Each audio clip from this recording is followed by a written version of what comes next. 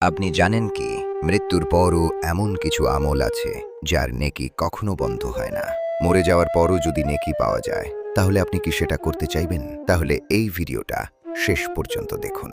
মৃত্যুর পর মানুষের সব আমল বন্ধ হয়ে যায়, কিন্তু কিছু আমল আছে যার সওয়াব কবরে গিয়েও থেমে থাকে না।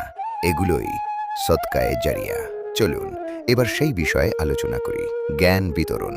আপনি যদি কাউকে দ্বীনি জ্ঞান শেখান অথবা একটি উপকারী বই উপহার দেন, যতদিন মানুষ সেই জ্ঞান থেকে উপকৃত হবে ততদিন আপনার আমলনামায় নেকি লিখতেই থাকবে। ২. পানির ব্যবস্থা। তৃষ্ণার্ত মানুষকে পানি পান করানো সবচেয়ে উত্তম সদকা। আপনার দেওয়া একটি একটি কূপ বা টিউবওয়েল অগণিত নেকির দরজা খুলে দিতে পারে। ৩.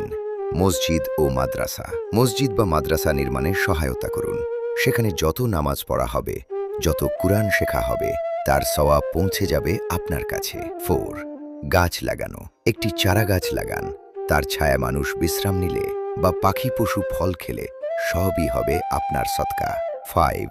নেক সন্তান। সন্তানকে নেক মানুষ হিসেবে গড়ে তুলুন।